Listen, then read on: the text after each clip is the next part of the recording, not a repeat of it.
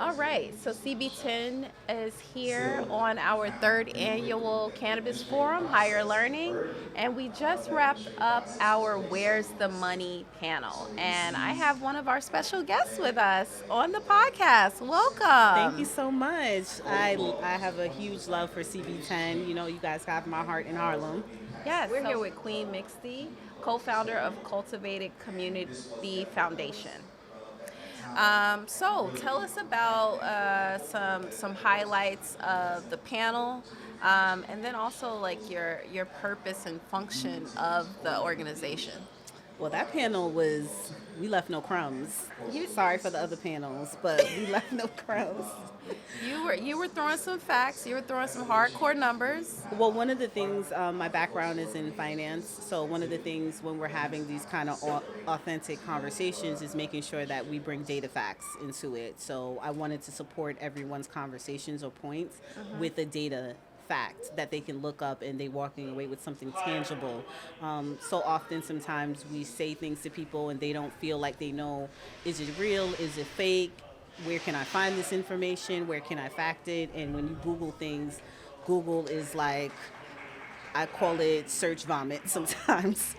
So it's been very important for me to continue engaging. We've been partnering with CB10 for a while, doing workshops with your library and education committee last year. So that was Oh, amazing. nice. And there's been definitely points of CB10 with Charles Johnson and doing that work. But overall, Cultivated Community Foundation, we started in high schools, if you want to know, freshmen, because there was an issue. And I think shout out to City Poly in Brooklyn for letting us pilot our program in there. After the first course of us doing with just one group of kids, the principal actually met with the entire school and guidance counselor, and then we fully launched the entire school initiative. So it's been amazing with my co-founder, Leo Jimenez, just been doing it all throughout New York State, actually. Nice.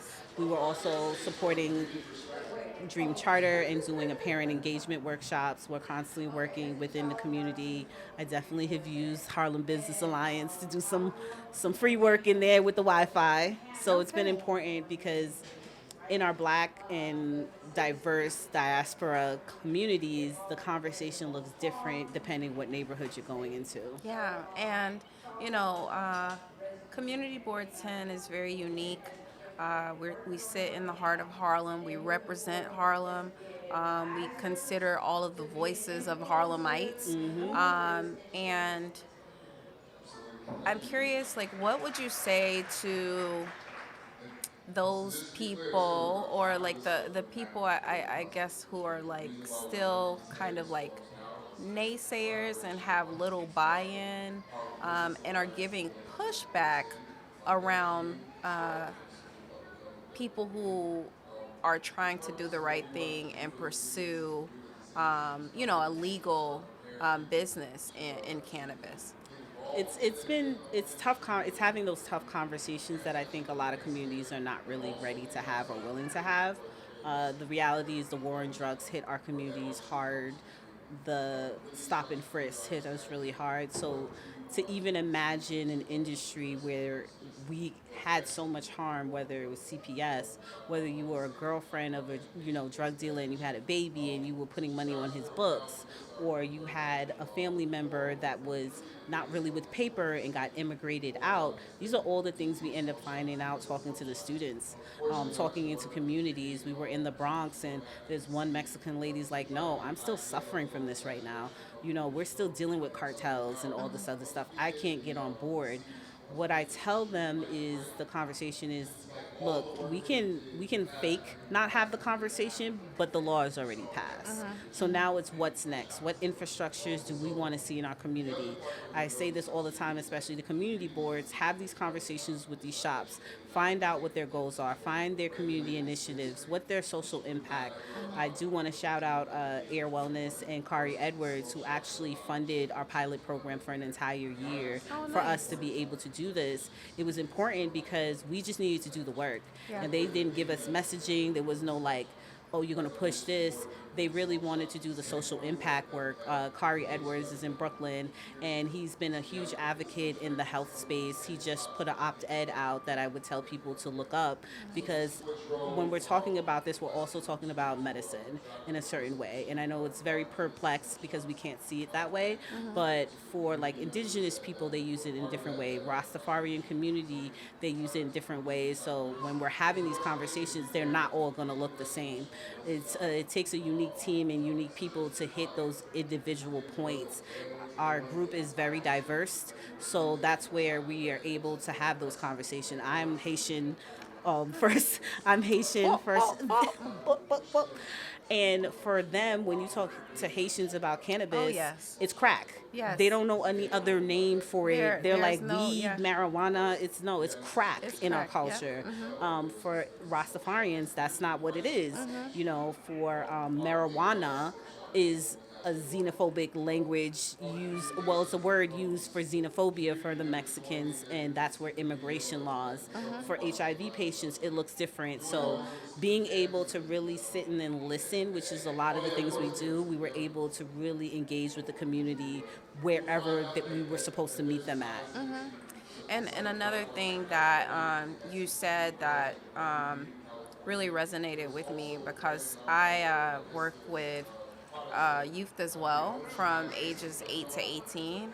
And I have a lot of my kids around 12 to 15 who are starting to indulge and buy or find illegal marijuana or cannabis. And I think for the adults who are on the fence, one thing that should be considered is your support for the legal industry will wipe out the illegal and illicit shops. So we really want to see more of that, because a lot of times we're voting it and shutting it down, like all of it down, the entire industry, because we're thinking about the kids. But if we open up that pathway of legalization and really support, those who are pursuing, our kids won't have as much access. And that is the hard truth that parents don't want to hear. They think that if they just close down the legal shops, that all the other shops will go away. But the legal shops have more regulations and guidance and really strict laws compared to every other industry. And it'll be harder for our kids to get it. It's harder. Like You can't even go inside. You can't even get to the door. Yeah. One of the things that I did really appreciate is there was a tour of a Bronx dispensary showroom Okay. that we attended, and people got to see what actual real dispensaries look Wow, like. okay. I think that's important for us to actually go to illegals. You don't have to buy, but see the differences, because what happens is we get clustered into our community and think whatever the world is just what the community we live in. We're not coming outside and saying, oh, let me actually go to this 125th store and actually see how they run their function. Let me go to a medical store and actually see how they're doing. For me as a medical patient, I have a prescription.